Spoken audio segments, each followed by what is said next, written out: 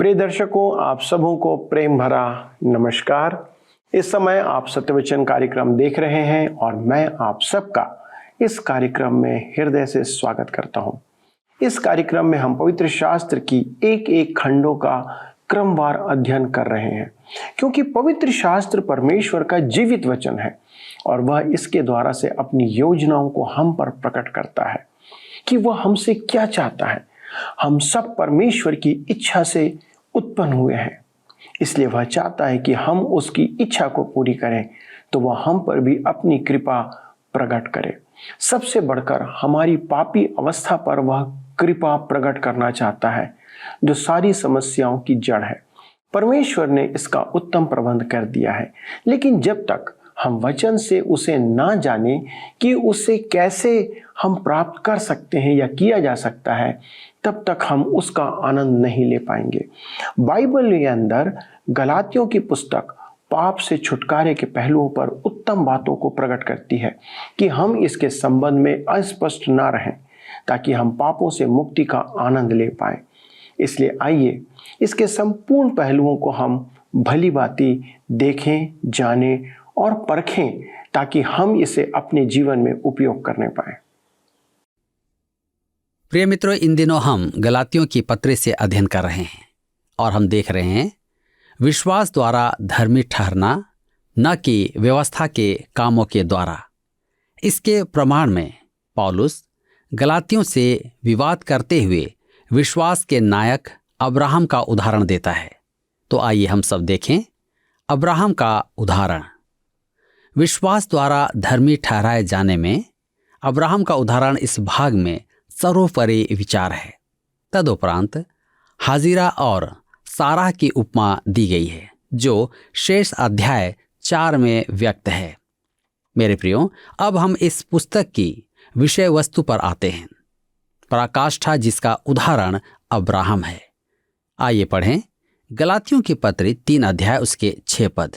लिखा है, अब्राहम ने तो परमेश्वर पर विश्वास किया और यह उसके लिए धार्मिकता गिनी गई। यह पद उत्पत्ति की पुस्तक अध्याय 15 पद 6 का संदर्भ है। उसने यहोवा पर विश्वास किया और यहोवा ने इस बात को उसके लेखे में धर्म गिना। यह पद पौलुस ने रोमियो को लिखे पत्र में भी संदर्भित किया है। रोमियो की पत्री 4 अध्याय उसके 3 पद में। यह उदाहरण अब्राहम के जीवन का आरंभिक भाग है, उसका विश्वासी जीवन। अब्राहम विश्वास द्वारा धर्मी ठहरने का एक अति उत्तम उदाहरण है। पौलुस अब्राहम का उदाहरण रोम की कलीसिया और गलातिया प्रदेश की कलीसियाओं को लिखे पत्रों में देता है। अब्राहम व्यवस्था पालन द्वारा धर्मी ठहराया गया। ऐसा नहीं हो सकता, क्योंकि व्यवस्था अब्राहम से लगभग 400 वर्ष बाद आई थी। यह भी कहना उचित ठहराया गया था। खतना तो उसके विश्वास का सूचक था, जिस प्रकार की आज विश्वासी का प्रमाण उसका बपतिस्मा है। न तो खतना और न ही बपतिस्मा हमारा उद्धार करवाता है। जी हाँ, सच तो यह है कि उद्धार में इनका कोई योगदान नहीं है। वे तो केवल आंतरिक कार्य के बाहरी प्रमाण हैं। मेरे मित्रों, यह घटना उत्पत्ति 15 की है।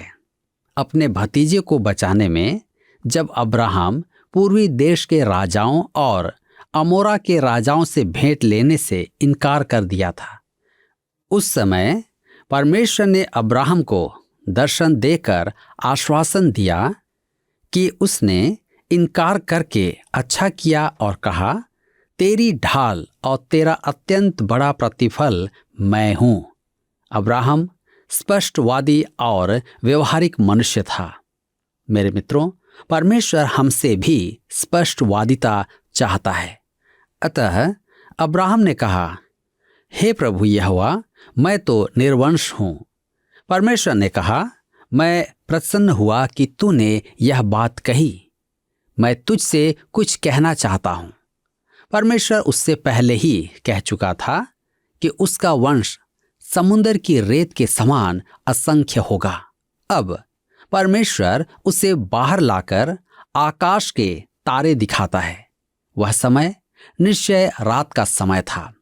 मुझे बताया गया कि उस क्षेत्र में रात को आप लगभग 5000 सितारे देख सकते हैं और छोटे दूरबीन से लगभग 50,000 सितारे, और यदि दूरबीन बड़ा हो तो मैं नहीं जानता कि आप कितने सितारे देख पाएंगे।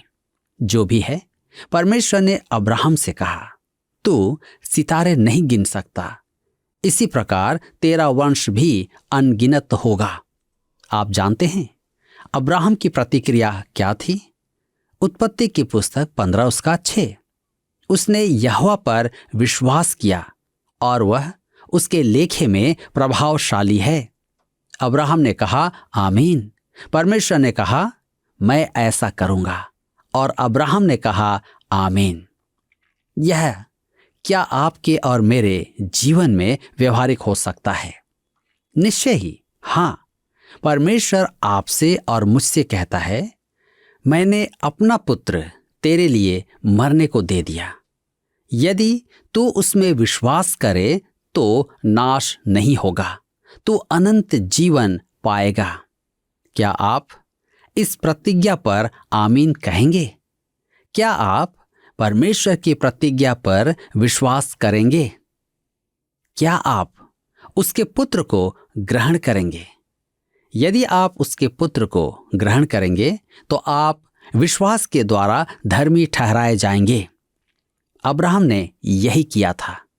उसने परमेश्वर पर विश्वास किया और परमेश्वर ने उसे धर्मी ठहराया। क्या यह उसके कामों का प्रतिफल था? नहीं, उसके काम तो असिद्ध थे। उसके पास परमेश्वर को दिखाने के लिए निपुणता नहीं थी। आगे चलकर पौलुस इस विचार को विकसित करेगा। यद्यपि उस समय अब्राहम कर्मों में सिद्ध नहीं था, परंतु भविष्य में उसने सिद्धता की प्राप्ति की, क्योंकि परमेश्वर ने उसके विश्वास को धार्मिकता गिना। यह धर्मी ठहरने का सिद्धांत है। अब्राहम परमेश्वर के समक्ष धर्मी ठहरा था।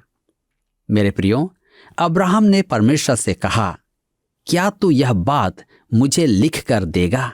आप शायद सोच रहे होंगे, मैंने तो उत्पत्ति की पुस्तक पूरी पढ़ी है, परंतु ऐसा तो कहीं भी नहीं लिखा है। ध्यान दीजिए, उत्पत्ति की पुस्तक 15 अध्याय उसके 7 पद में लिखा है, मैं वही यहोवा हूं जो तुझे कसदियों के उर नगर से बाहर ले आया कि तुझको इस देश का अधिकार दूं। अब अब्राहम की प्रतिक्रिया देखें। वह कोई अति धर्मी संत नहीं है।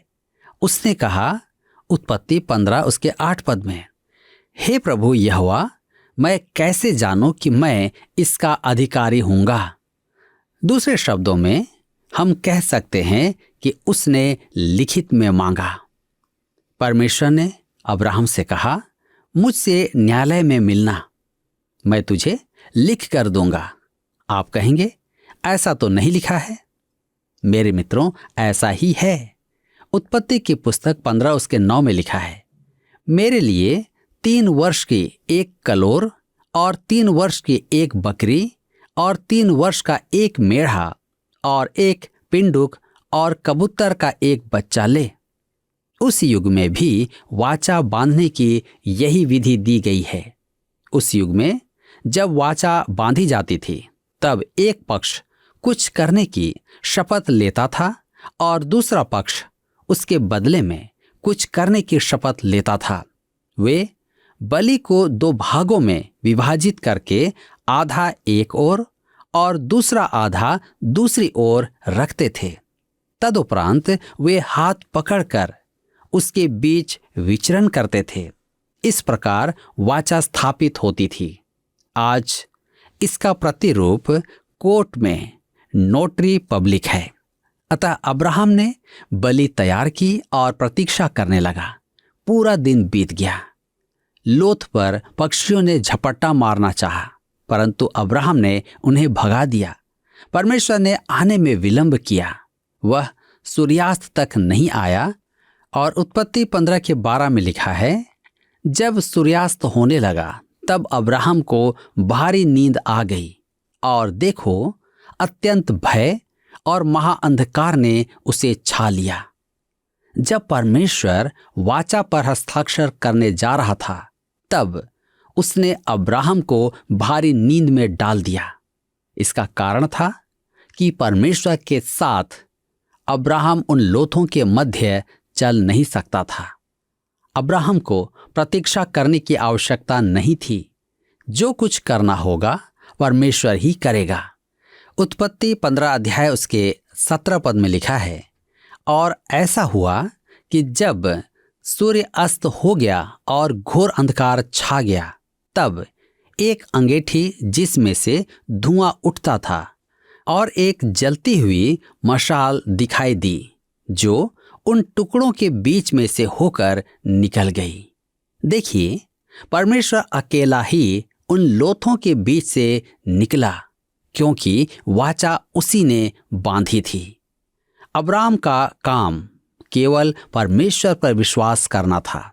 यदि वाचा अब्राहम की विश्वास योग्यता पर निर्भर होती, जैसे रात की दैनिक प्रार्थना पर, तो वह कभी न कभी तो चूकता और उसकी प्रतिज्ञा व्यर्थ हो जाती। अतः परमेश्वर ने ही प्रतिज्ञा की और वाचा परमेश्वर की विश्वास योग्यता पर निर्भर थी। मेरे मित्रों, 2022 वर्ष से भी अधिक वर्ष पूर्व यीशु आपके और मेरे पापों के लिए क्रूस पर चढ़ा।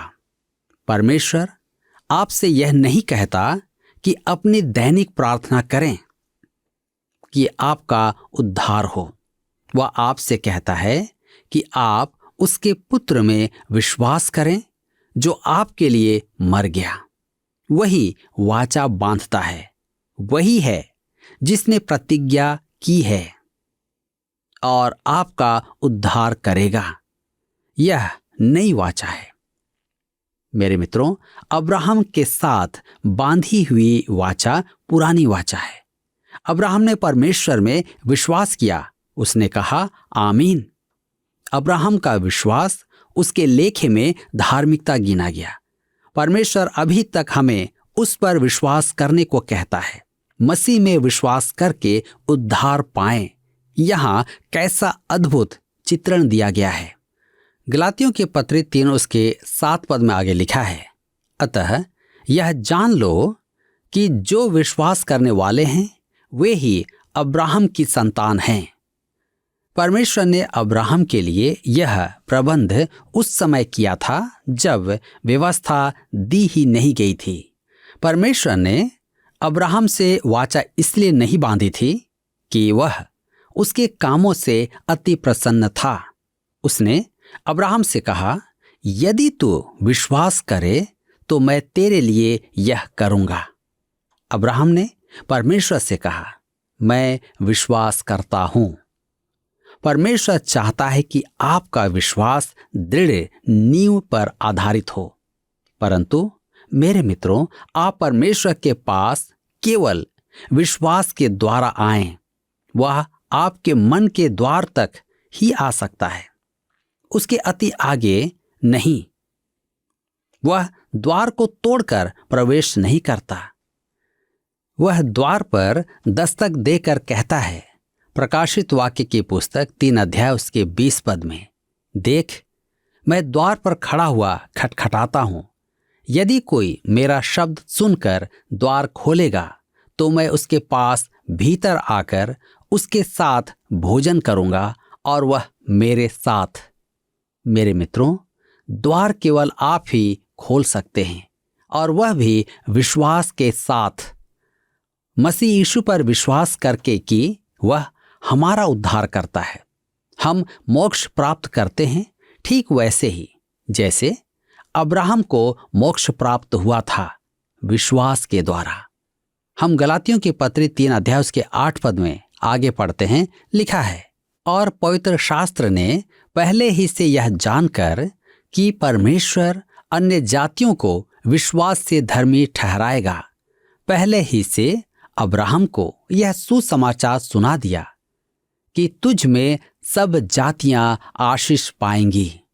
ध्यान दीजिए, और पवित्र शास्त्र ने पहले ही से यह जानकर कि परमेश्वर अन्य जातियों को विश्वास से धर्मी ठहराया, पहले ही से अब्राहम को यह सुसमाचार सुना दिया। यदि कर्म बिना विश्वास अब्राहम के लिए पर्याप्त था तो हमें अन्य किसी बात की लालसा क्यों है?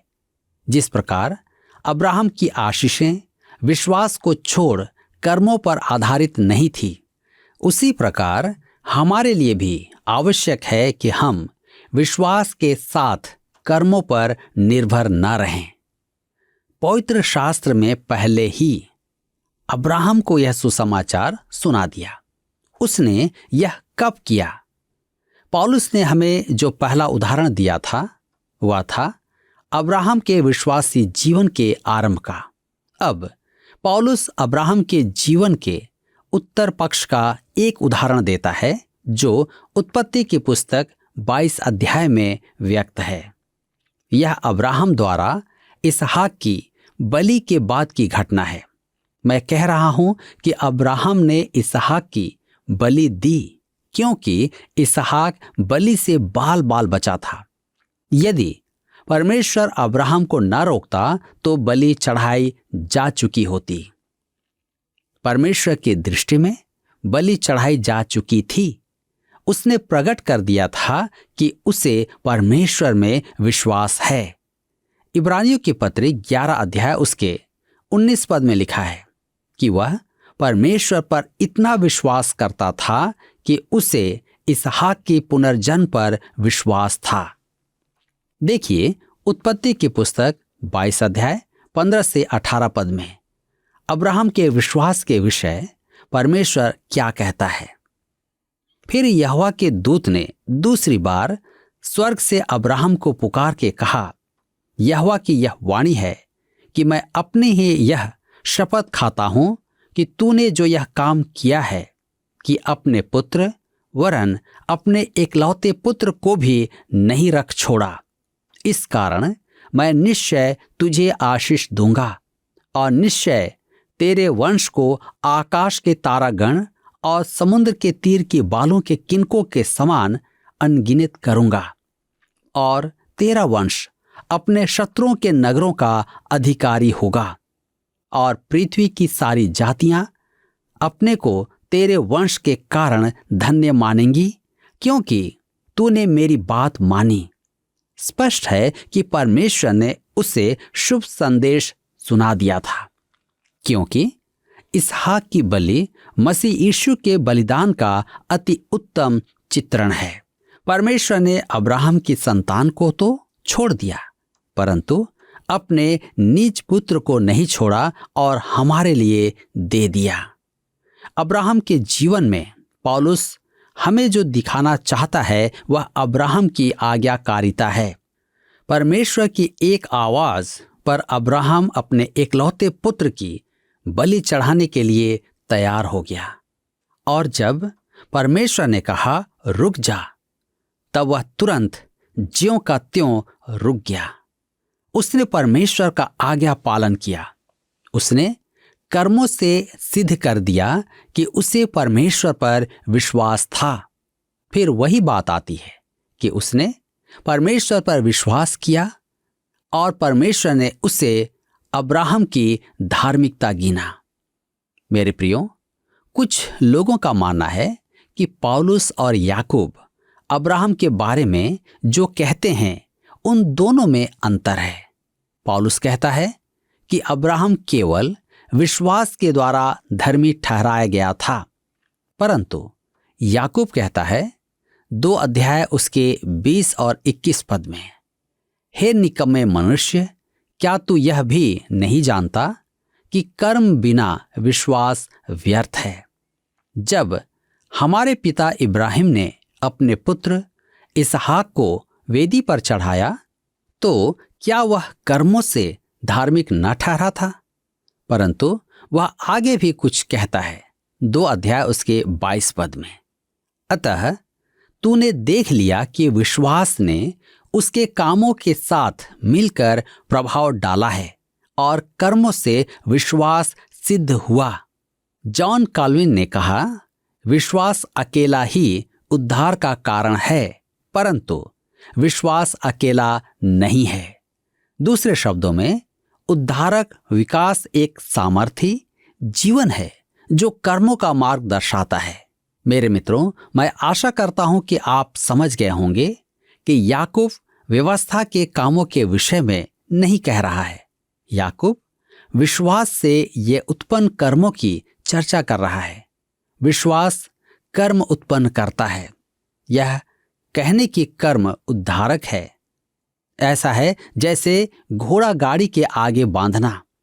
सच तो यह है कि कुछ लोग घोड़े को गाड़ी में ही बैठा देते हैं। यह देखना बहुत महत्वपूर्ण है कि कर्म मार्ग दिखाता है, जैसा कि अब्राहम के जीवन में हुआ। परमेश्वर हमारे मन को देखता है। वह जानता है कि हमने मसीह पर अपने उद्धारकर्ता होने का विश्वास किया है या नहीं। वह जानता है कि हम सच्चे हैं या नहीं। मेरे मित्रों, हम सच्चे क्यों ना हों, आप मनुष्यों को मूर्ख बना सकते हैं।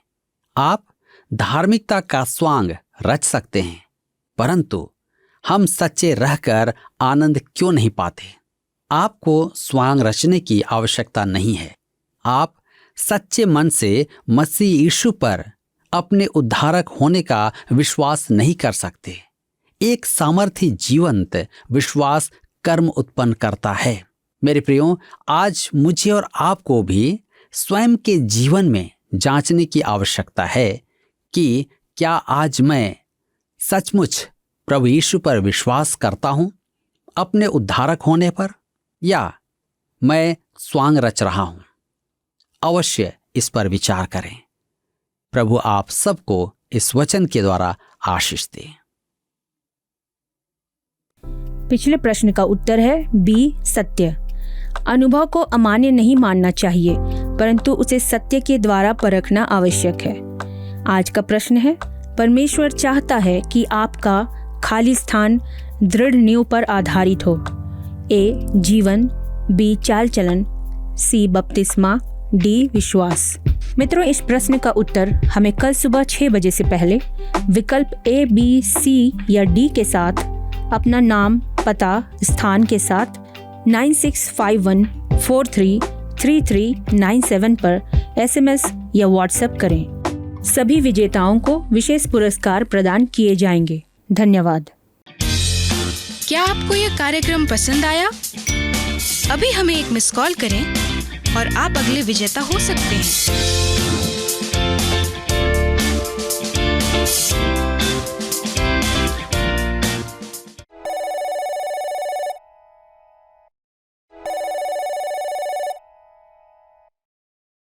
मित्रों, आपने देखा कि परमेश्वर कितना प्रेमी है कि उसने जब संसार को बनाया तो मनुष्य को केंद्र बिंदु ठहराकर जगत में जो कुछ हमारे लिए बनाया गया था सब कुछ हमें दे दिया।